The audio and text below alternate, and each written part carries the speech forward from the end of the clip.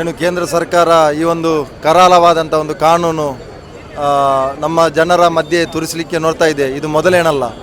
ಇದಕ್ಕೆ ಮುಂಚೆ ಹಲವಾರು ಕರಾಳವಾದಂಥ ಕಾನೂನನ್ನು ಇಲ್ಲಿ ಮನ್ನಣೆ ಮಾಡುವಂಥದ್ದು, ಅದನ್ನು ಬಿಲ್ಲಾಗಿ ರೂಪುಗರಿಸಿಕೊಂಡು ಜನರ ಮಧ್ಯೆ ವಿಷಬೀಜವನ್ನು ಬಿತ್ತಿ ಜನರ ಮಧ್ಯೆ ಗಲಾಟೆ ಮಾಡುವಂಥದ್ದು, ಜನರ ಮಧ್ಯೆ ವಿಷಬೀಜವನ್ನು ಬಿತ್ತಿ ಜನರ ಮಧ್ಯೆ ವೈಮನಸ್ಸು ಉಂಟು ಮಾಡುವಂಥದ್ದು, ಇಂತಹ ಹಲವಾರು ಕರಾಳವಾದಂಥ ಕಾನೂನು ನಾವು ಕಂಡಿದ್ದೇವೆ.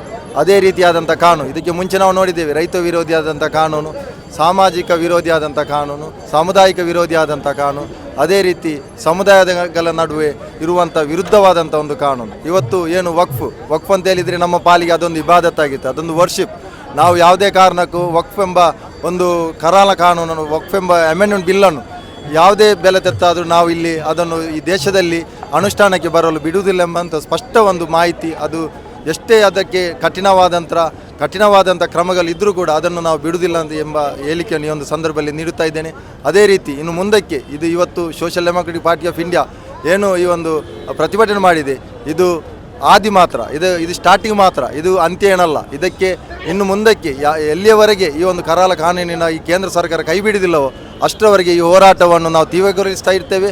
ಮತ್ತು ಈ ಒಂದು ಹೋರಾಟದಿಂದ ಸರಿಯುವಂಥ ಯಾವುದೇ ಒಂದು ಮಾತು ಇಲ್ಲಿ ಬರಲಿಕ್ಕಿಲ್ಲ ಎಂದು ಈ ಸಂದರ್ಭದಲ್ಲಿ ನಾನು ಹೇಳಿಕೆ ಇಚ್ಛೆ ಬರ್ತಾ ಇದ್ದೇನೆ.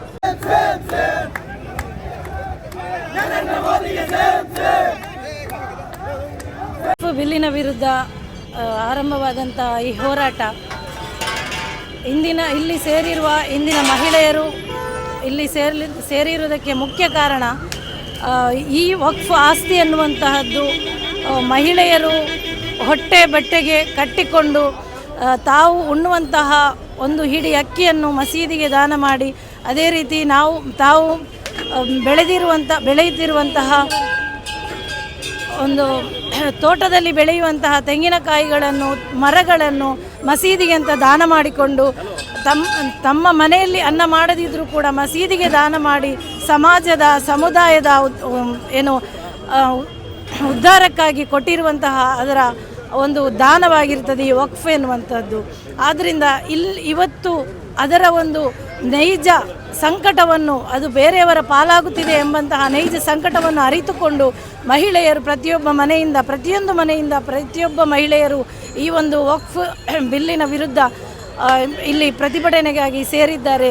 ಇದು ಖಂಡಿತವಾಗಿಯೂ ಇದರ ಒಂದು ಕರಾಳತೆಯನ್ನು ನಮಗೆ ಸೂಚಿಸ್ತಾ ಇದೆ. ಇದು ಮುಂದಕ್ಕೆ ಇಲ್ಲಿ ನಾವು ಹೇಳುವಂಥದ್ದು ಪ್ರತಿಯೊಂದು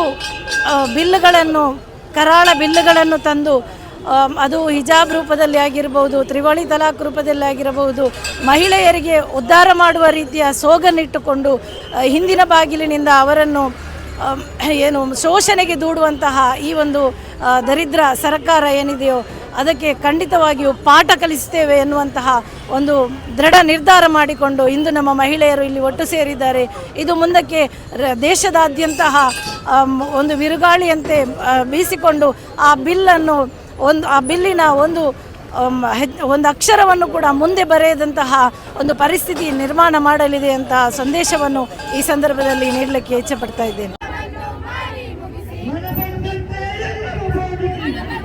ಮಸೂದೆ ಕಾಯ್ದೆಯ ಈ ಪ್ರತಿಭಟನೆಯ ಈ ನಮ್ಮ ಒಂದು ವಕ್ಫ್ ಆಸ್ತಿ ನಮ್ಮ ಪೂರ್ವಜರು ನಮಗೆ ಕೊಟ್ಟಂತಹ ಒಂದು ದಾನವಾಗಿದೆ. ಈ ದಾನ ಮಾಡಿದಂತಹ ನಮ್ಮ ಪೂರ್ವಜರ ಆಸ್ತಿಯನ್ನು ಕಬಳಿಸುವಂತಹ ಒಂದು ಹುನ್ನಾರ ಕೇಂದ್ರ ಸರ್ಕಾರದ್ದು, ರಾಜ್ಯ ಸರ್ಕಾರದ ಒಂದು ಹುನ್ನಾರವಾಗಿದೆ. ಈ ಹುನ್ನಾರವನ್ನು ನಾವೆಲ್ಲರೂ ಖಂಡಿಸ್ತೇವೆ. ಇದು ಯಾವತ್ತೂ ನಾವು ಇದನ್ನು ಕಬಳಿಸಲಿಕ್ಕೆ ನಾವು ಬಿಡುವುದಿಲ್ಲ ಎಂಬುದು ನಮ್ಮ ಘೋಷಣೆಯಾಗಿದೆ.